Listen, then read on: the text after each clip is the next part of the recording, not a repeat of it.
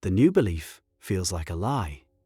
That's the first thing you notice when you try to affirm something better about yourself. You sit there, repeating words that should feel powerful, and instead they feel hollow, almost embarrassing, like you're performing a part you didn't earn. And every spiritual teacher you've ever read promised this would be different. By the time you finish listening, you'll understand why that exact discomfort is the proof the work is landing. Here's what most people get wrong about assumption. They expect the new belief to feel true on day one. When it does, they assume the technique is broken, or worse, that they're broken. So they stop. They go back to the old story, the one that fits like a worn shoe, and they call it being realistic. But realism is just a name we give to whatever we've repeated long enough to stop questioning. Think about who you were at 15. The fears, the certainties, the way you spoke about yourself in your own head. Most of that was absorbed. From parents, from classrooms, from 1,000 offhand comments that landed harder than anyone meant them to. By the time you became an adult, that voice had been rehearsed so many times it sounded like truth.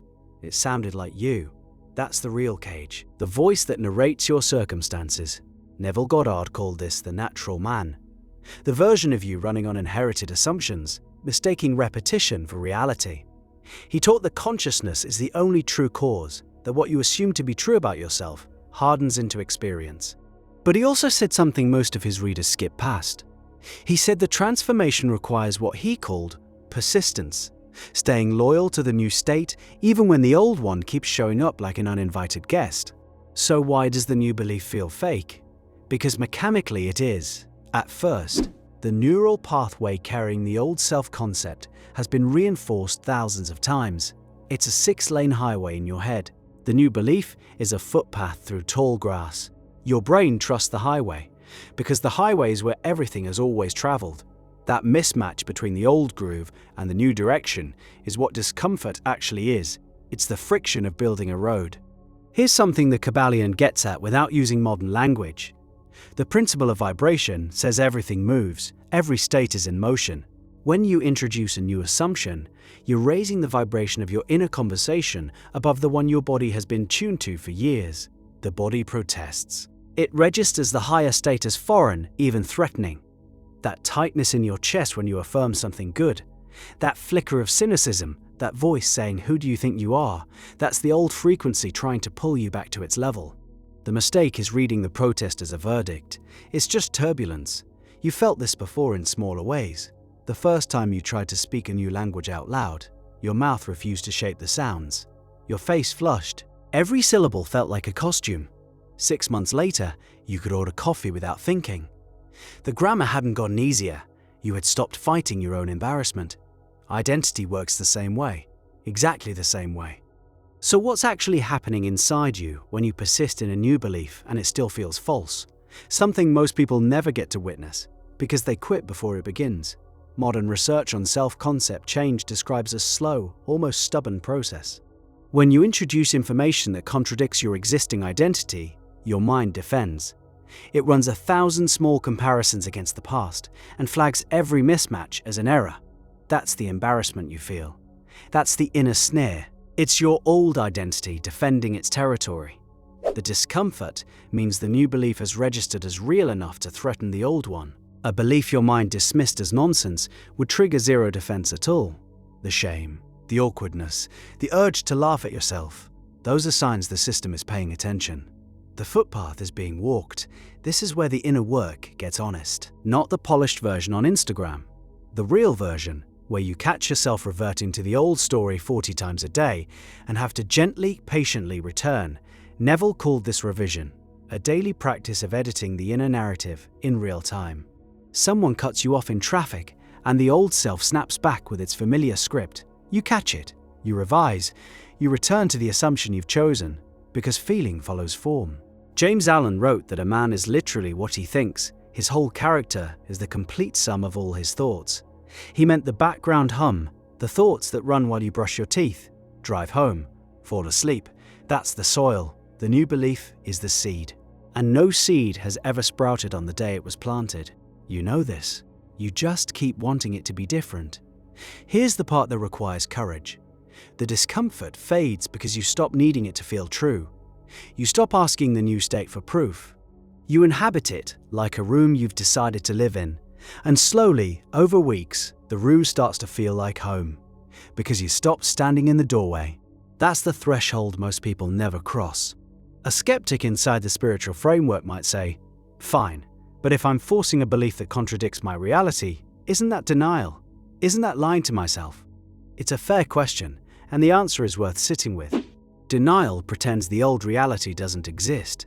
Assumption acknowledges it fully and refuses to give it the final word.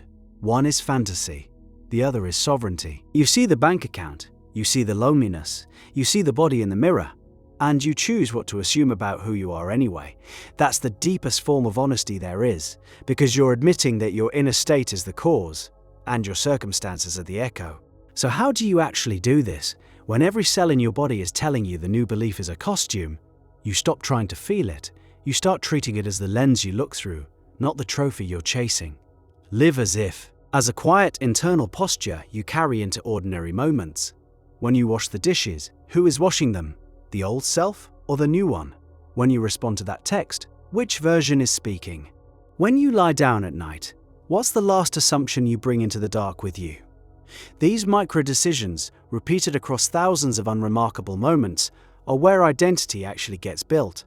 Goddard had a phrase for it: living in the end, living there, letting it color how you walk through a grocery store, how you greet a stranger, how you read your own face in the bathroom mirror. And here's what nobody warns you about. The deeper you go, the lonelier the early weeks feel, because the old self has friends. It has rituals. It has a familiar shape of suffering that everyone around you knows how to respond to.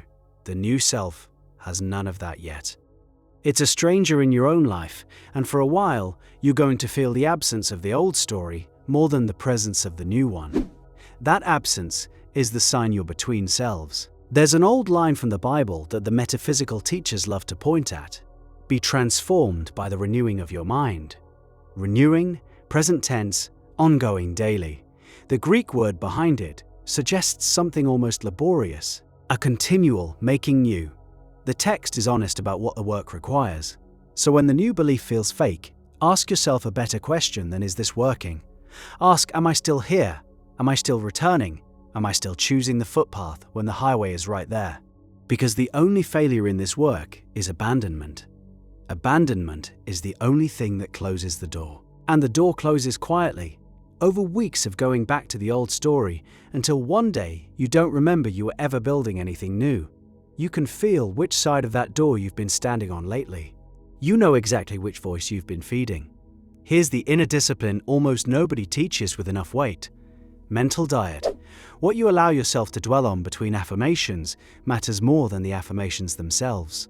You can declare your new state every morning, and then spend the rest of the day rehearsing why it can't happen, why you don't deserve it, why people like you don't get this.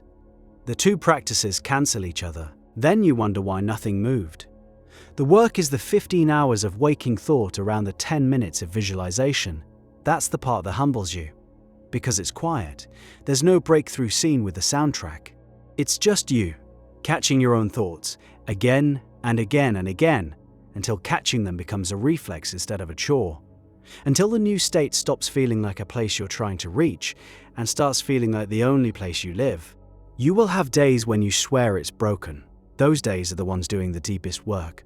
The discomfort you're feeling right now, reading this, recognizing yourself in every paragraph, that's the system registering a real disturbance. Something has been touched. Something old is being asked to step aside. Stay with that disturbance tonight. Don't reach for comfortable. The version of you that you're trying to become is on the other side of staying through the awkward weeks, staying through the silence between intention and evidence. Staying when the footpath disappears in the grass and you have to trust that you've walked it enough times to find it again. The fake feeling is the threshold. Cross it tonight, cross it tomorrow, cross it every time it shows up, until one quiet morning you realize you forgot to notice it was there. The old self is waiting for you to flinch. Hold the new one steady instead.